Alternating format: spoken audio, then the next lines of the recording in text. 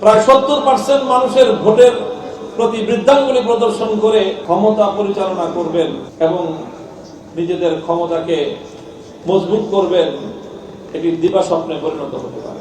আর engineering এর পরেও ধানের শীষে 50% মানুষের ভোট পড়েছে। অতীতে তিক্ত অভিজ্ঞতা আমাদের আছে যে বারবার আপনারা আওয়ামী লীগের কপি পেস্ট করার চেষ্টা করেন। এখনো পর্যন্ত সন্তান হারা পিতার হাহাকার থেমে যায়নি। সেই বাংলাদেশে এত কিছুর পর দীর্ঘ প্রায় বছর খানিক জাতীয় ঐক্যমত্য কমিশনে দিনের পর দিন রাজনৈতিক দলগুলো একটি ঐক্যমত্য প্রতিষ্ঠার পর গণভোট হলো। সেই গণভোটে অনেক নাটকীয়তার পর আমরা দেখলাম শেষ পর্যন্ত বর্তমান ক্ষমতাসীন দলের প্রধান নেতা তিনিও হা ভোটের পক্ষে ক্যাম্পেইন করতে বাধ্য হলেন। যেভাবেই হোক, যে কারণেই হোক, গণভোটে হায়ের পক্ষে ভোট প্রার্থনা করে প্রকারান্তরে তিনি জাতির সঙ্গে জুলাই সনদ বাস্তবায়নের অঙ্গীকার করলেন। কিন্তু বাংলাদেশের মানুষের সাথে কি নির্মম তামাশা! নির্বাচিত হওয়ার পর মুহূর্ত থেকেই যেন তারা তাদের অতীতের সকল ইতিহাস যেন ভুলে গিয়েছে। তারা যেন ভুলতে বসেছেন যে 16টি বছর তাদের অজস্র নেতা কর্মীরা এই দেশে গুম খুন হত্যাকাণ্ডের শিকার হয়েছে।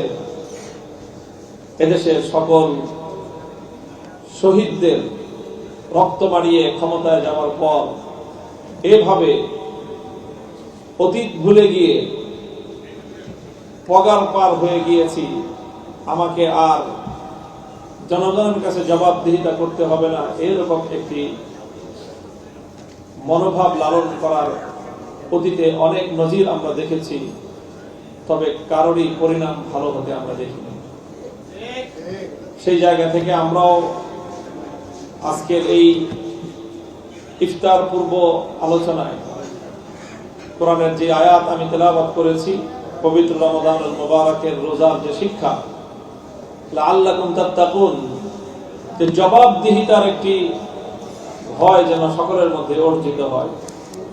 জবাব দিতে হবে। ইসলাম মানুষকে সেই জবাবদিহিতামূলক দায়িত্বেরই শিক্ষা দেয়। সে জবাবদিহিতা ব্যক্তির জীবনে, পারিবারিক জীবনে, সমাজ এবং রাষ্ট্রীয় পর্যায়ে সবচেয়ে বেশি জবাবদিহিতা। প্রতিটি জনগণের কাছে জবাব দিতে হবে রাষ্ট্রের ক্ষমতাসীন মহলকে। গণভোট হয়েছে, প্রায় 67 থেকে 68% মানুষ হা ভোটের পক্ষে ভোট দিয়েছে। আর ইঞ্জিনিয়ারিং এর পরেও ধানের শীষে 50% মানুষের ভোট পড়েছে। তো কাজেই 50% ইঞ্জিনিয়ারিং ভোটের উপর ভিত্তি করে প্রায় 70% মানুষের ভোটের প্রতি বৃদ্ধাঙ্গুলি প্রদর্শন করে ক্ষমতা পরিচালনা করবেন এবং নিজেদের ক্ষমতাকে মজবুত করবেন, এটি দিবাস্বপ্নে পরিণত হতে পারে। কাজে আমরা ক্ষমতাসীন মহলকে এবং আজকের সরকারকে আমরা বিনীত অনুরোধ করব যে অতীতে তিক্ত অভিজ্ঞতা আমাদের আছে যে বারবার আপনারা আওয়ামী লীগের কপি পেস্ট করার চেষ্টা করেন।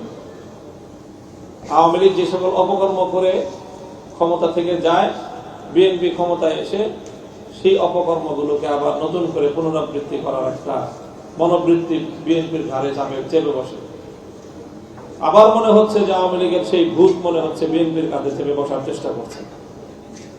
যদি সেই ভূত চাপে, তাহলে সেই ভূতের রোগী আগের রোগীর যেই পরিণাম ঘটেছে, নতুন রোগীর পরিণাম তার চেয়ে ব্যতিক্রম হওয়ার কোনো সম্ভাবনাই আমি দেখি না।